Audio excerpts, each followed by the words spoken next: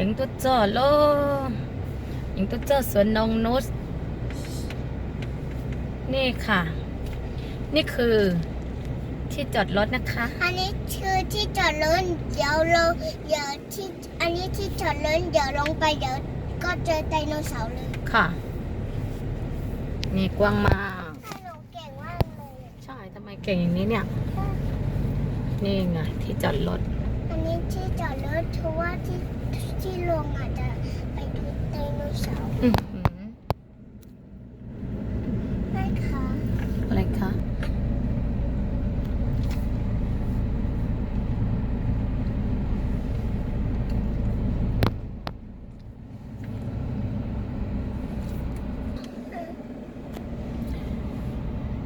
นี่จอดโล หนูเรียกมา nó có chơi để chế ดู แม่นางดามาเที่ยวสวนนงนุชโอ้ยเสียงอะไรเนี่ย เสียงช้างหรือเปล่าเนี่ย ไดโนเสาร์ตั้งค่ะไดโนเสาร์เหรอ อ่า เธอกลัวไหมเนี่ย ไม่กลัวนี่ ไม่กลัวเหรอ อ่า ได้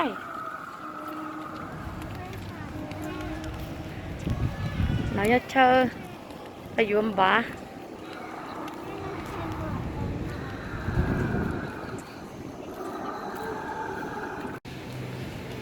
ไป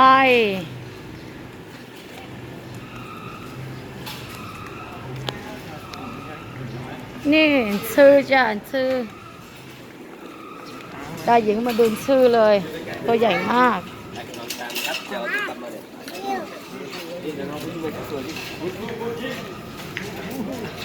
ก็ปอนชายหญิง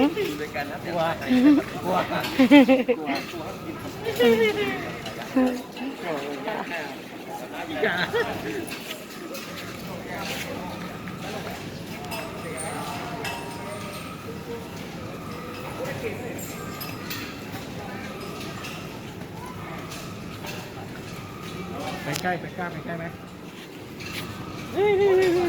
กลัวช้าง ก็ยังใช้ช้างหรอมันจะช้างจะไป ไป ไม่กลัว ไปตรงนี้ค่ะหญิงไป โอ้ย สวยงามค่ะ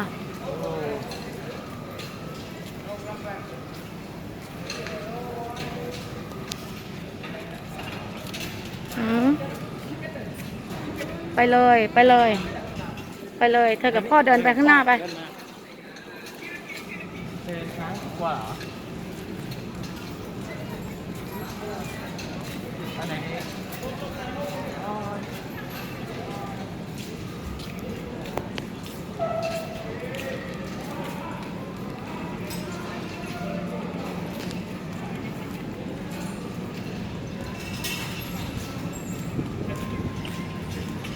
ไปทางนี้ก็ได้ ทางนี้ทางนี้ ไปเต้นดีตรงหน้า เอ้ยเบลดเต้นยืดดีกว่าเธอไปฉันถ่ายรูปเธอ ไป แต่เตอมันกว้างมากนะมันจะไม่เห็นทั่วหรอ ทั่วอ่ะ เดินไปก่อน เดินไปก่อน แม่ตามมา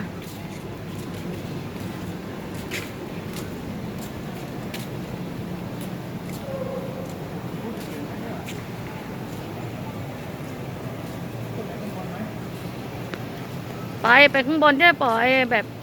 กว้างๆ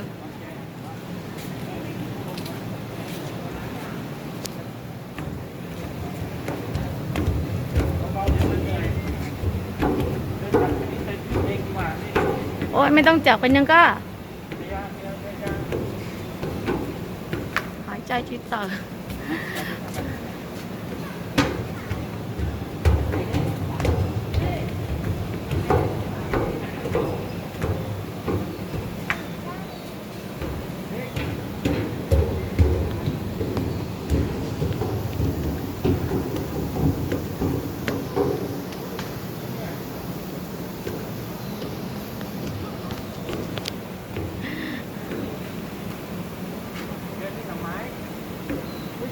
ไปคือดู เห็นตัว โอ้ย ตัวเล็กอยู่ข้างล่าง เจ้าเสียวเว้ย ต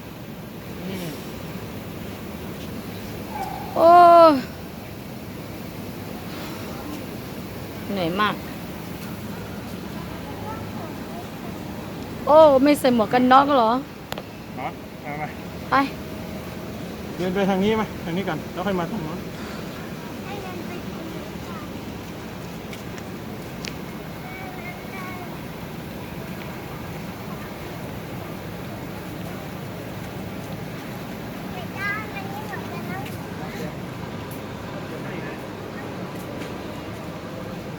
กว้างมากเลย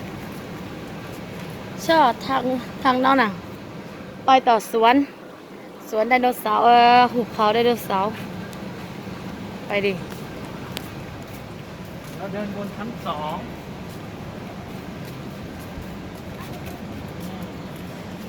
เราเดินอยู่ข้างบนเนี่ยแหยง ดูไดโนเสาร์ตัวเล็ก จับมือไหมล่ะจับมือหน่อยนะเอามือจับเลยอ๊บจับมือหน่อยครับตาลูกตาเว้ยเฮ้ยฝั่งนี้น่ะ ๆ ดูฝั่งนี้เยอะมาก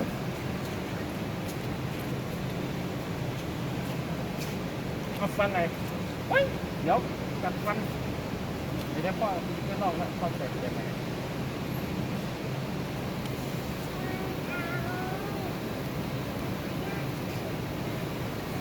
เจ๊เจ๊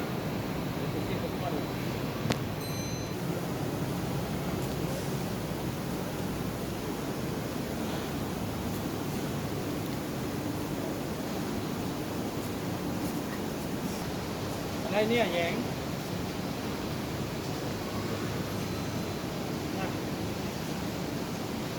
ว่าจะทำอะไรคะ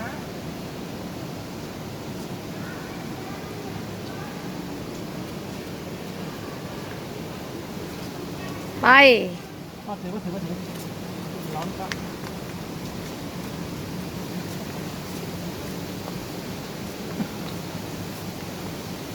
อะไรเนี่ยจะไปจับให้ไปจับผมใช่ไหมอุ้ยจระเข้เหรอจระเข้ปลาคิงคงอยู่นะ โอ้ย ขอตรวจสอบหน่อย จริงด้วย อยู่ข้างล่างอยู่ข้างล่างเฮ้ยท่านเจท่านเจ ระวังเงาะระวังเงาะ ลองกันเดี๋ยวจะตก ใช่กิงคอง เดี๋ยวค่อยไปลองฝั่งนู้น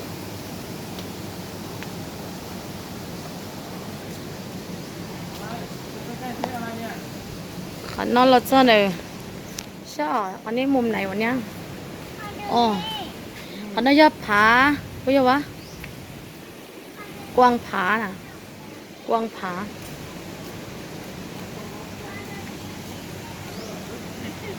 กวางผา เห็นแล้ว โอ้ย ลงมา อุ้ยอะไรเนี่ยไข่ฟ้าเหรอ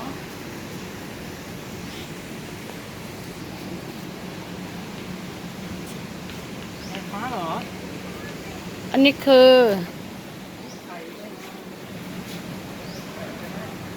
ชื่ออะไรวะลินเชเนีย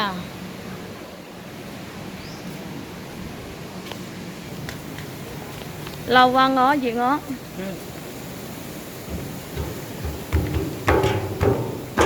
โอ้ดีมากเลยตรงนี้เนี่ยทำสูงมากเลยเสร็จแล้วแต่ว่าทั้งไม่ต้องวิ่งรอคุณพ่อ โอ้ยตาย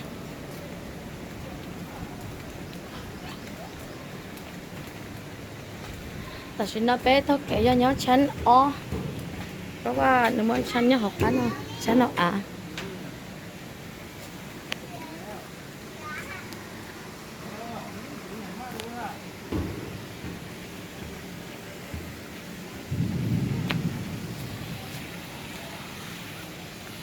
สิงโต ตัวใหญ่มากเลยดู สิงโตแล้วก็นี่คือจอ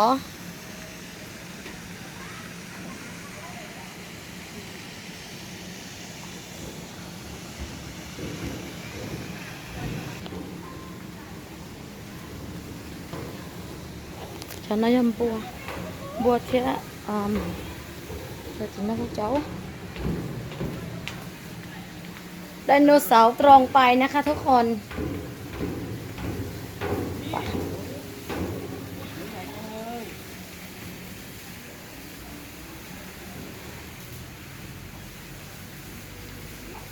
นี่คือลูกหมู3 ตัวน่ะ ดู ลูกหมู3 ตัวเลยน่ะ ก็ได้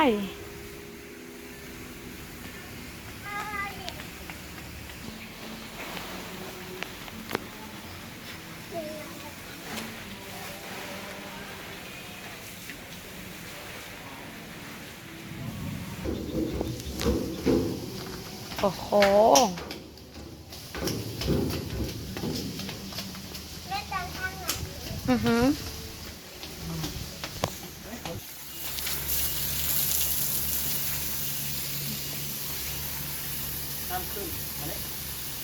đó tỏ dư đây เดินเสาทางนี้ช้า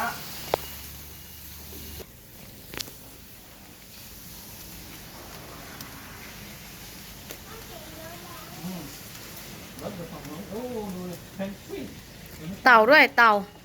โอ้โห ตาอยู่ฝั่งนี้ตาอยู่ฝั่งนี้ เต่าแบกของหนักมาก เดี๋ยวอย่าขึ้นนะดูอย่างเดียวเห็นไหม ว้าว นี่เต่าหมดเลยหญิง น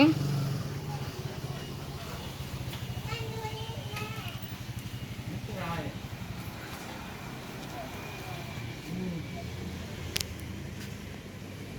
ยอดไปแล้ว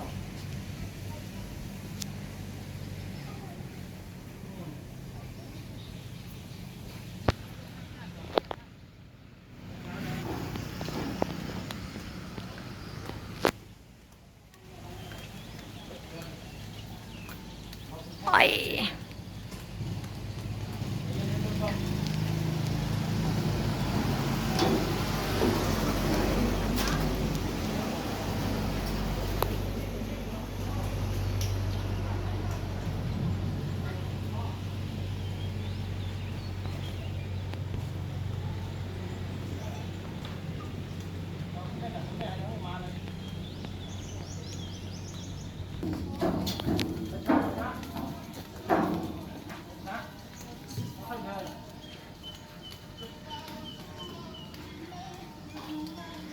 ถ้าต่อยังมันก็ต่อคอยลูกหุบเขาไดโนเสาร์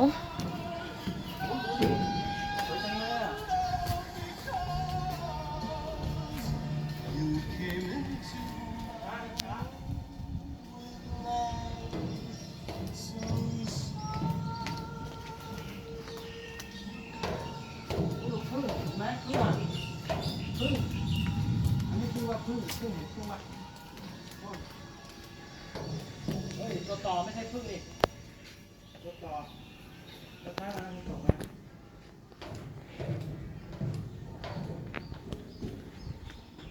ช้าๆเลยนะนี่มาเลยต่ออะไรมาหรือยัง หญิงเป็นไง ก็ประมาณนี้เดี๋ยวก็ประมาณนี่ดูก้อนหนีเยอะมาก เย็นไม่รอนิดนึง นี่คือแก่เลยเนี่ย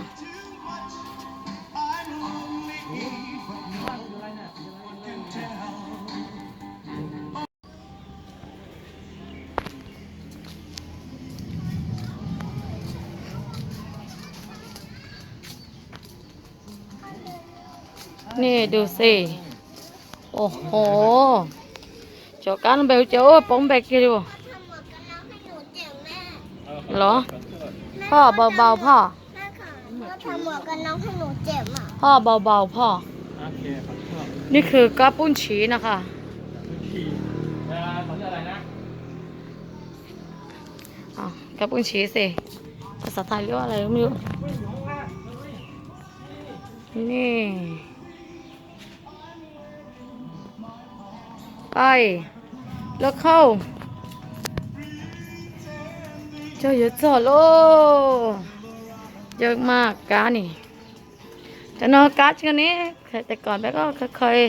ลงไปข้างล่างข้างล่างให้มันลงเล่นเก็บ นู่นนั่นไง ไปฝั่งนู้นหุบเขาไดโนเสาร์อยู่นี่นี่ไปโลแพนกวินยันจะจ้องนี้ดู ตั้งแค่มองกันได้อย่างเดียวก็ได้แล้ว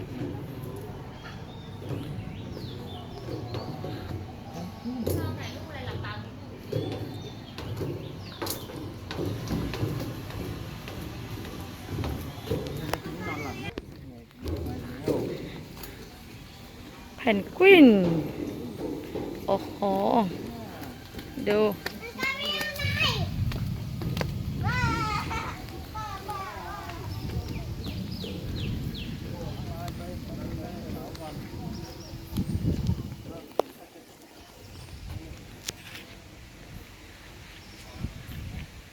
ให้หญิงแต่คือตา นะโอ้ยยังเหนื่อยมากนี่ถ้าจะใส่แม็กก็ใส่หม้อแม็กเต๋อที่จะจากในบ้านใช่ เอาไหมมาให้พ่อ ไปโลไป นอนลงมา ดู จะตกที่จริงจะตก ชิปองเบลเตเจียโน มันมีป้ายเขียนบอกเลย ไปภาษามองกับเป้า เอาไปจับ ไปขยงไป ไป ม้าลายนี่นะ ต้องมีก็ เห็น แล้วฟอ โอ้ มิโก้เหรอยังรู้เลยเนี่ยเฮ้ยบันไดดูไว้บันไดไปเลยมันนี่นะ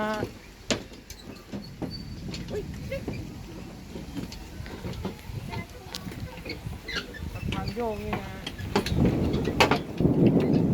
อะไรอ้วนนกอะไรเนี่ยมีน้ำอยู่นกอะไรเหยงนกอะไรคะ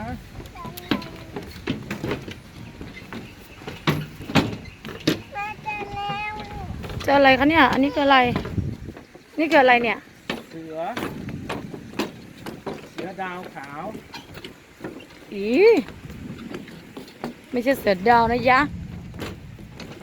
เสือชีต้า ไม่ใช่ ชื่ออะไรไม่ได้คือ เจอ ไดโนเสาร์ตัวนี้เนี่ยไดโนเสาร์ฟันวูดเห็นเป็นลูกฟันนี่โอ้ย ไดโนเสาร์เยอะมาก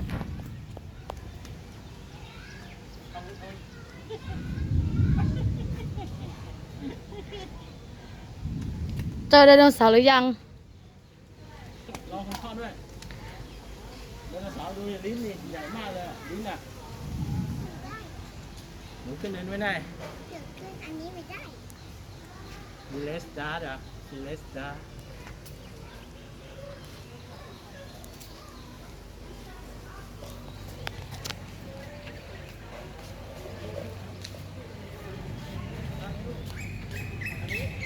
ไม่ได้ลูกไม่มีเบรกเอานั่งพ่อจับให้ จะได้ยินดีกับจะหลัง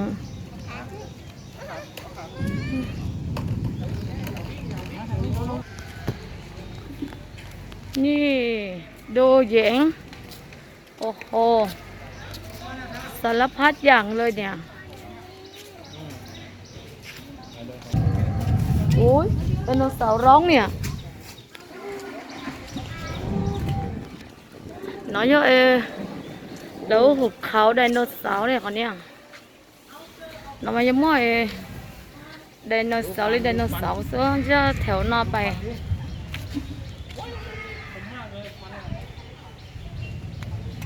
นี่เสือดาว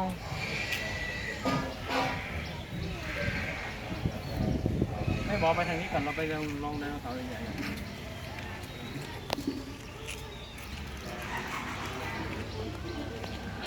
โอ้โหนี่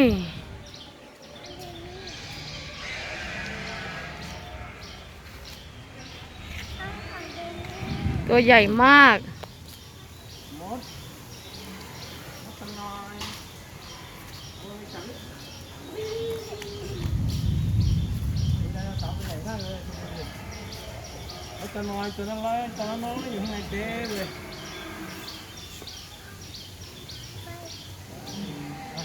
นิดเดียวไปดูเขาตัวนี้สิไปดูเขา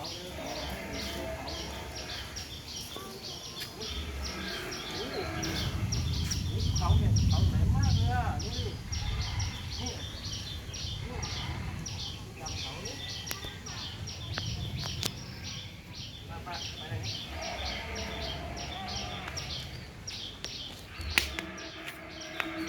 เมื่อก่อนได้ยินเสียง เสียงไดโนเสาร์ร้องเนี่ย เสียงไดโนเสาร์ร้องแม่เดี๋ยว อือฮึ จะไปหาเสียงไดโนเสาร์ร้อง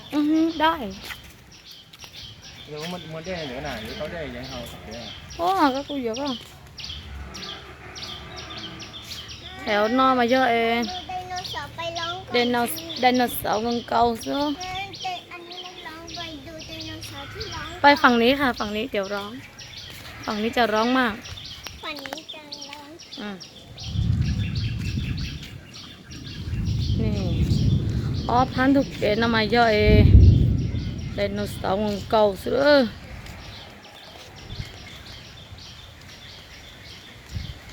นี่หมาน้อยด้วยเคยดูดิ เราร่มรื่นเกยอ่ะเธอเห็นไข่ไหมเนี่ยด้าไข่ไดโนเสาร์น่ะ แม่ดูนี่หมาน้อย โอ้ทำไมเจ้าจะมาอยู่ในอุทยานนี้ด้วยเหรอเนี่ย ดูโอ้นอนี่คือไข่ค่ะดา ตัวใหญ่มาก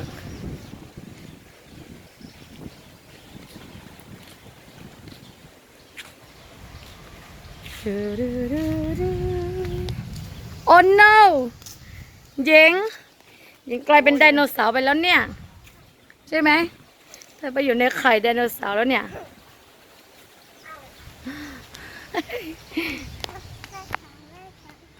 หืมระวังไดโนเสาร์ข้างบนหัวเธอน่ะ บินอยู่นี่นะ นี่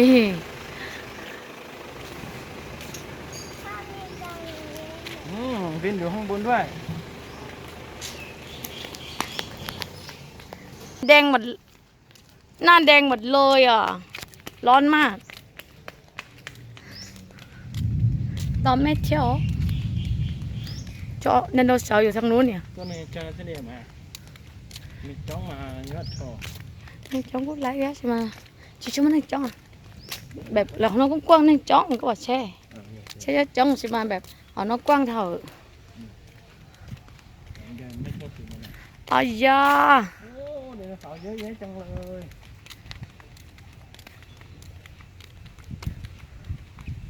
โอ้เดี๋ยวไปไหนเนี่ยสวนไม้สีนี่เอง เขตนั่นเลยพวกเดียวขุบเขาไดโนเสาร์ ดูอันนี้เราอยู่จุดไหน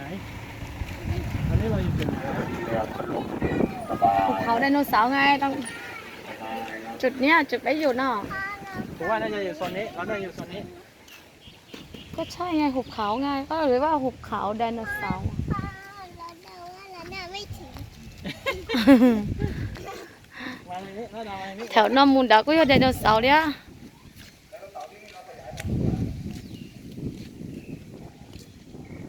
มีหนึ่งมือเช็ดมือเช็ดจีรอแต่พอติดกับน้องรอยอ่ะ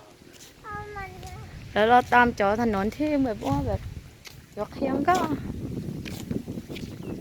จัดนอดจัวต่อล้อไปอยู่บนหน้าโอ้ใช่เดี๋ยว เราไปผิดทางแล้วมั้ง อ๋อใช่ว่าขึ้นได้ไหนก็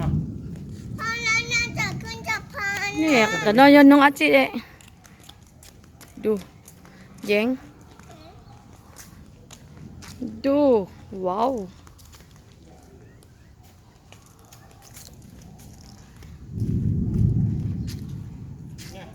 เอาเข้าไปในไข่แล้ว ไป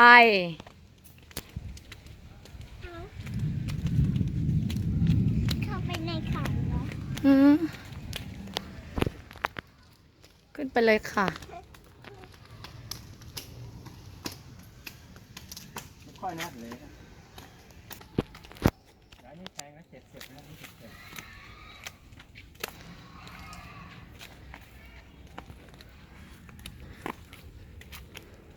โดด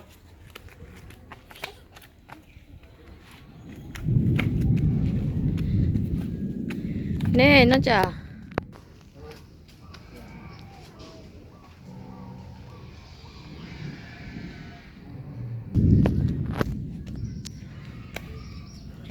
ขึ้นเราไปทางนี้แย้งมาทาง ฉัน นี้ nó có rồi đèn nó sáu thế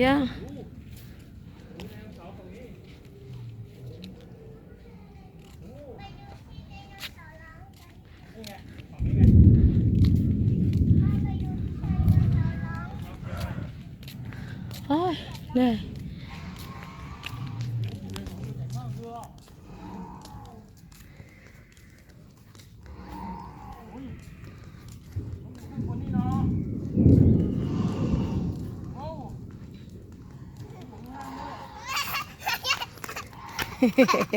ไปค่ะ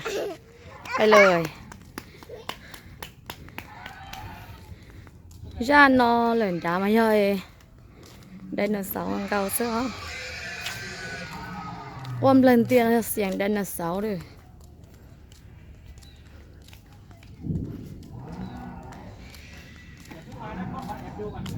เสียวก็ย่อยตามไปเลย ดูดิไดโนเสาร์เนี่ยออกจากไข่มา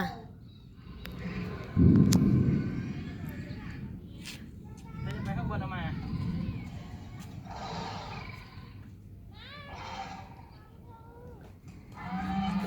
ไปแยงไปเดี๋ยวโอ้ไดโนเสาร์หลายตัวมากเยอะมาก เสียงไดโนเสาร์ อื แล้ อ ว ฮึ เอาไปทิ้งเดินไปดูไดโน นี่ เสาร์ร้องกัน เสียงไดโนเสาร์เนี่ย เดินไปดูไดโนเสาร์ร้อง ดู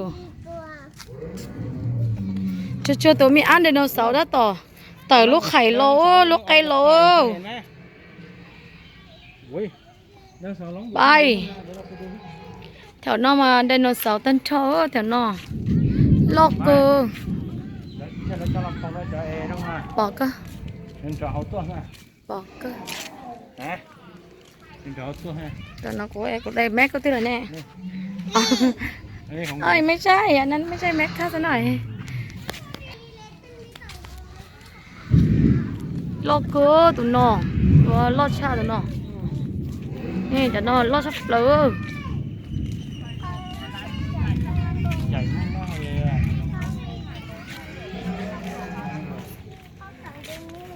ใช่ ไดโนเสาร์ไปแถวนอนดาวมาย่อไดโนเสาร์ตั้งชอแถวนอนดาว ก็จะร้องตัวเมื่อกี้ไงมันร้องมาทุกที่ลูกไม่เห็นที่มันร้องหรอกมันร้องอยู่ข้างในร้องอยู่ข้าง ให้ ใน เราขอนเจ้ามา มันร้องอยู่ในป่านี่ร้องอยู่ป่าเนาะ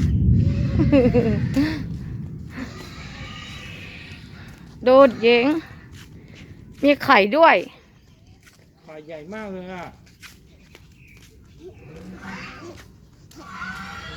โอ้มันร้องเลยอยู่ตรงนั้นนี่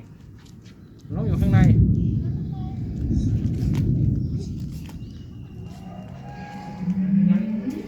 มันร้องอยู่ในนี้ร้องเธอไปจับฟันไอ้นี่สิกัดมือเธอเปล่าเอามือไปจับดิโอ้ยระวังกัดมือ แง่ แล้วเท้าทำไมเป็นอย่างนี้อ่ะแหยงทำไมมีแค่สองกีบไปล่างอ่ะอีกกีบนึงทำไมออกไปข้างบนอ่ะ พิการ น่าจะไดโนเสาร์ตัวใหญ่ ใช่ตัวใหญ่มาก ตัวนั้นตัวพืชที่อะไรวะ อ๋อนี่ไดโนเสาร์ตัวใหญ่ ใช่นั่นพืชจ้าไอ้พวกนี้กินเนื้อ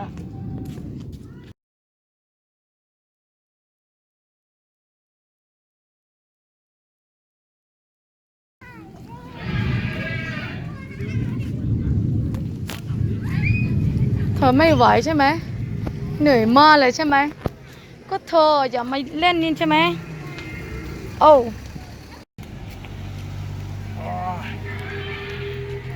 อุ้ยไข่เนี่ยไข่นี่จับดูฮะร้อนมากก็เช็ดเหงื่อกันเช็ดเหงื่อกัน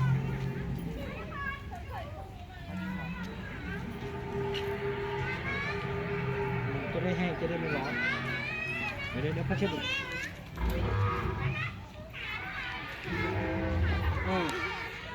ำอะไรปะเธอฮะ เส้นเรือ ขึ้นไปเลย พ่อไปเลย พาไป เป็นไม่ได้ ขึ้นได้ ขึ้นได้ ไปเลย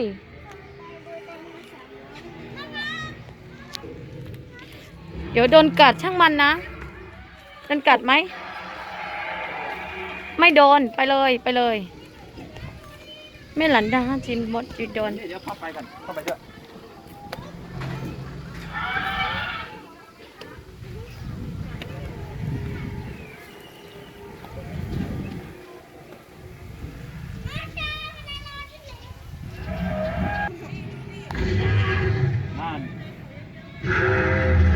นั่น อุ้ยร้องตรงนี้มาเลย โอ้ไปอีก ไป มา อืม จะลงข้างล่างแล้วกลัว มาทางนี้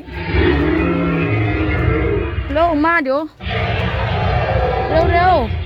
เดี๋ยวเนี่ยแม่มาไดโนเสาร์จับตัวห่อเหรอตัวน่ะ มาค่ะ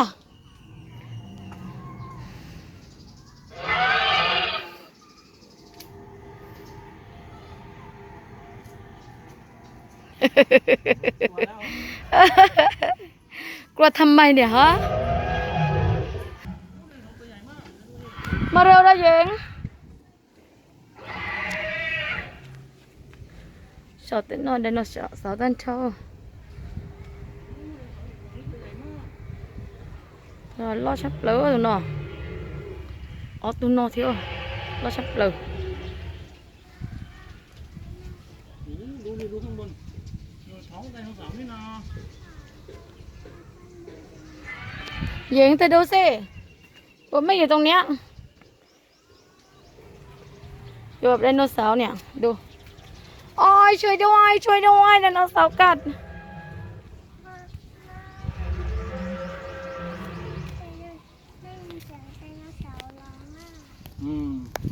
ดูสิ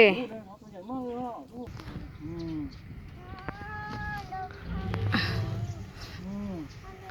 dạ nó bố linh nhờ นั่งก่อน นู่นnó bố bẹp nó để nó sáu tàn thô นั่งก่อน นั่งก่อนไม่อาหารนั่งเลย พ่อจะเป็นเนี่ย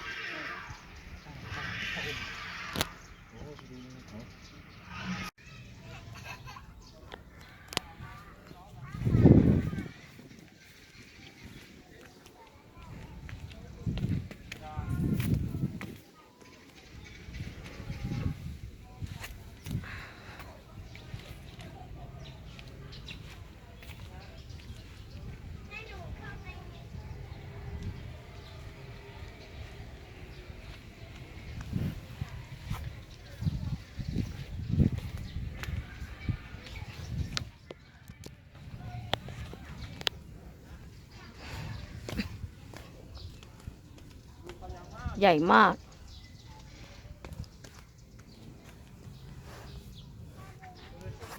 โอ้โหเจอหน้าแต่สมตู้สู้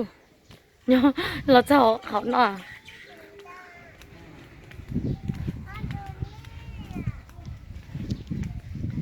รอบมากเลยเนี่ยดูว้าว แม่ดู ใหญ่มากไหม แม่ดูนี่ ฮะใหญ่ไหม แม่ดูนี่แม่ ไม่ปลอดแล้ว แ